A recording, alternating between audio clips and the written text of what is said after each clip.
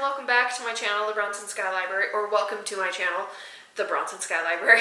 For today's video, I wanted to do kind of a book chat and just kind of like a review, but I want it to be more chatty rather than a performative review. I feel like I'm terrible at doing reviews and terrible at because I just feel very performative when I try to do a review. And I know that I'm like better at just chatting about books with people in person than I am, yeah, I just feel very performative when I do a review. And if I don't know, frame this like review as more of a book chat, then maybe it will come across as less performative. And yeah, I just want to be better at talking about books with people on the internet, because I just want to be better at being in front of the camera and talking about books and stuff. So that's why I want to call this a book chat. But anyway, so for this book chat, I'm going to be talking about the last book that I read, and that would be this book, Hollow Fires by Samira Ahmed. This book was honestly really good. So basically this book, it's about this girl.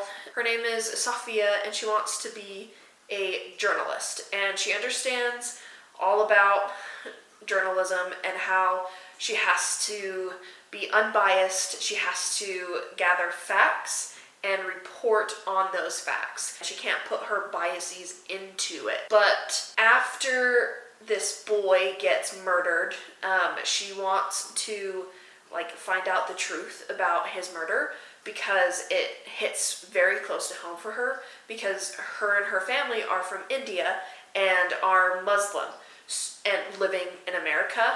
And so she faces a lot of things that this boy faced as well for living in America, because he was also Muslim and he and his family were from Iraq. And this boy was murdered because of all of that stuff. So basically this boy, his name is Jawad. I want to say that's how you pronounce it. Yeah, his name is Jawad, and he was murdered because he invented a jetpack. He built this jetpack out of recyclables. So he made a backpack, or he didn't make a backpack, he got a backpack, he got some soda bottles, and he created this jetpack for his Halloween costume. And he even created this at school in this club that he was a part of. And so he even made the blueprint for this with his teacher, and his teacher even signed off on it and all of this stuff. And he was so excited to build it and make it that he brought it home with him, and then he made it at home. And then he got so excited about making this cool thing out of recyclables that he brought it back to school so he could show everybody.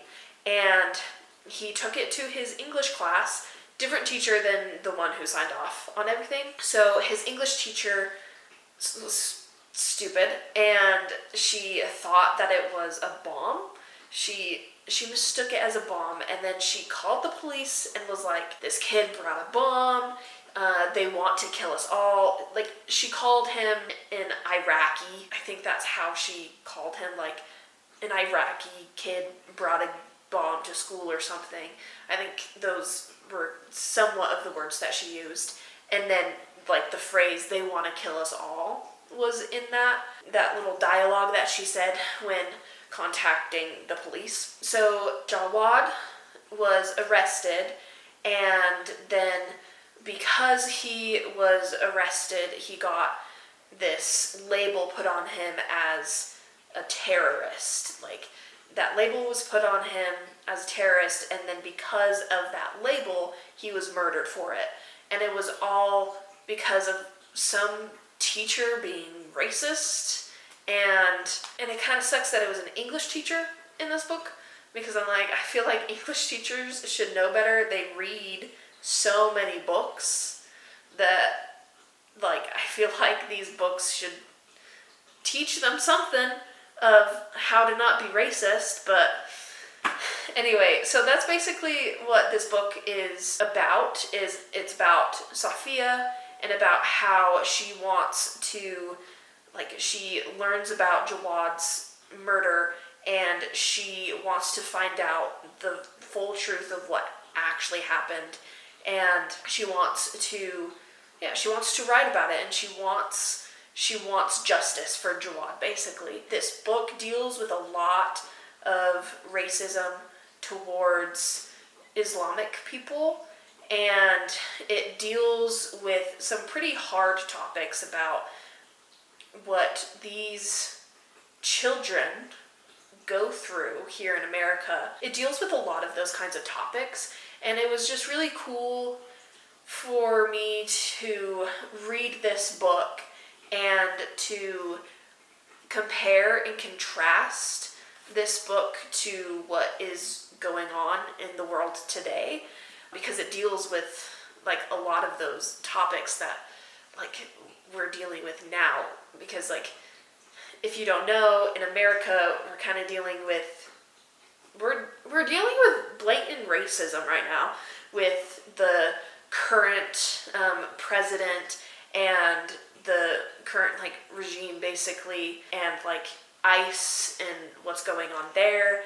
And honestly, like, what happens here, I feel like it's worse now, because at least in this book, some of the officers, like, listened to her. She had people on her side and stuff.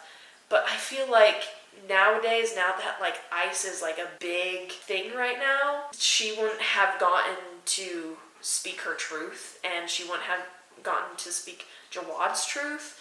And, like, this book takes place a few years ago. So it takes place in 2021, 2022, and 2023. Yeah, I just think that, unfortunately, this kind of stuff was going on, like, then, and it's still going on now. And so I just think this is a very, like, poignant read for right now. Like, this whole time that I was, like, reading this book, I was like, wow, this is so poignant, and it, like, I think it's an important read for young people to read, but also adults like me and, like, even older adults. I think it's a very important read for other people. I just really appreciated how the author handled everything in this book. I could tell that she just, like, handled everything with care, and because, like, she is very, I can assume, like, this author is very passionate about this kind of stuff, because, I mean, the author is from India, like the main character is, and I don't know if the author is Muslim, but she knows a whole lot about it because of her background, living and being from India. So I'm going to assume that she is, and if she isn't, then, like, maybe she probably was. But I just think, like, reading this book now was so hard-hitting and so important to read. I really enjoyed the characters, too. Like, Safia she was very passionate, and she was very strong-willed and kind of stubborn, and rightly so. She was stubborn, rightly so, because she wanted to get this truth out, and so she wouldn't take rude people for, like, she didn't listen to the rude people. She was very stubborn. Like, in this book, there was her principal. Her principal was like, you need to stop, like, being a brat, basically, is what her principal was saying. And, like, you need to, because she was on the journalism newspaper. She was, like, the editor-in-chief, and she would be very vocal and share very vocal, important topics. Like, she was very vocal in, like, the left-wing area of politics in, like, the newspaper, in her school newspaper, and it just got, like, a little annoying to the principal, because she goes to this, like, this, like, very rich preppy school, and she's one of the scholarship kids where like anyway, so he got annoyed by her, and he would always be like, you need to stop being so annoying, and then she was like, no, because like you need to fix, she'd always be like, you need to fix like what's happening here at the school, because there were like attacks on the school, like a smoke bomb went off or something, and so everyone had like, there was a fire alarm, and everyone had to go out, and like a swastika was painted on the school, and the principal tried to hide it and be like, oh, it didn't happen. And there were like attacks like that kind of thing at like Muslim communities around. She's from Chicago, she lives in Chicago. So yeah, there were like things like that, like very racist things happening in their like Muslim communities. And so yeah, she was just very, like, she loved to be loud. And I loved that. She wouldn't take like no for an answer or anything. So I really liked that about her. And I really liked how she was just very strong-willed when it came to writing and like using her voice for Jawad and for good and stuff like that. And yeah, and I also really enjoyed oh my gosh, ow, girl, you need to stop. Ah! She's trying to eat my hair. Ow. She's also very aggressive with her love. Kiko, this is Kiko. She's very aggressive with, oh, sorry, are you good? Are you okay? She's very aggressive with her love. I love it, but it's also annoying at times. So anyway, I also loved how the author wrote Jawad. She wrote him in a very innocent way. Like, he's very innocent. So in this book, like, we know at the very beginning that Jawad gets murdered. So we know that in his like POVs, he's not alive. So like, he's a ghost. So I don't really know how to place this book. I don't know if I place it in like paranormal thriller because there's like a ghost, but it feels very natural and it feels like very real, and it doesn't feel very paranormal or anything. So I guess you could just call it like a thriller. I'm not completely sure on that. But in his POV chapters, he's written so innocently. He's so innocent. And I loved that she wrote him like that, obviously, because he is innocent. But he was just like, he was 14 when he got murdered, and he was so, he was just a child.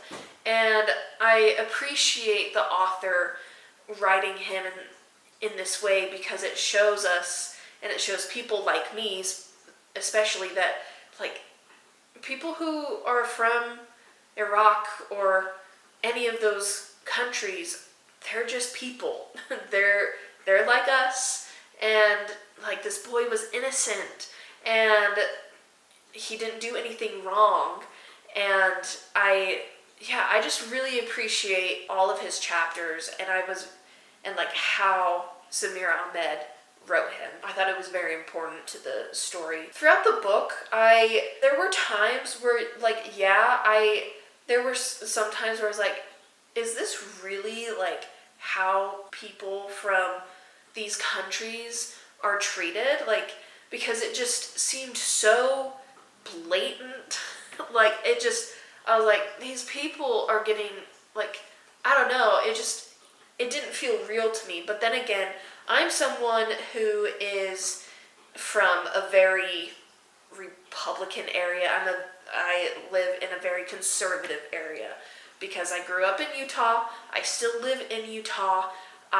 There's not a lot of diversity here. There's a lot of white people and a lot of religious people. And so I didn't really see that a lot growing up because there weren't really people to like do that. too. So I, like, when I was reading, I was like, is this really how bad it can be? And yeah, just like everything that's happening, I'm like, you know what? Actually, yeah, I'm pretty sure things can be like this bad and this like blatant. You're kind of in my way, girlfriend. It was just very interesting to read about another person's experience with living here in America, coming from like seeing it from like different eyes, and like someone from a different culture and stuff. During, like, as I was reading, it also seemed very on the nose, all of what was happening in this book, but I think that's the point of the whole entire book, is Kika lady. My cat is like trying to climb up the bookcase. Girlfriend, you can't. You can't get up there. So yeah, I just feel like everything was very on the nose. Hey, lady. Kika lady.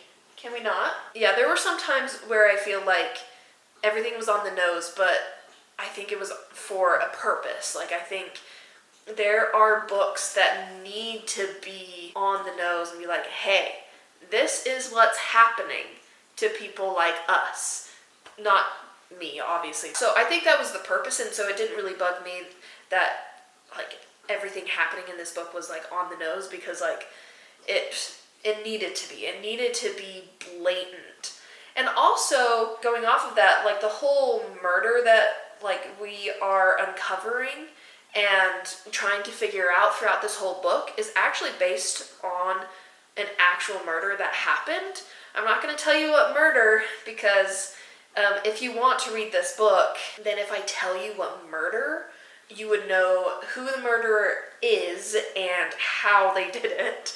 She took, like, a murder that happened back in, like, the 1920s, took that as inspiration, and then took inspiration from someone that she knew had, like, passed away, like, too soon. But, what do you need? Do you need something? Do you need help? So yeah, I just think this book was really good. I think it was, and again, I think it's a very important read.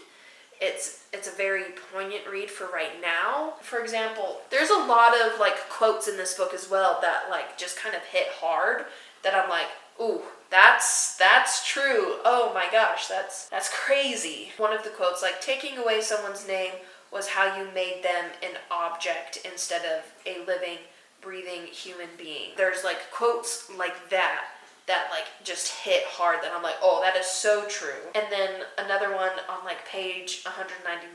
Fact: in the United States, citizens are promised equal protection under the law. Truth: some Americans are more equal than others.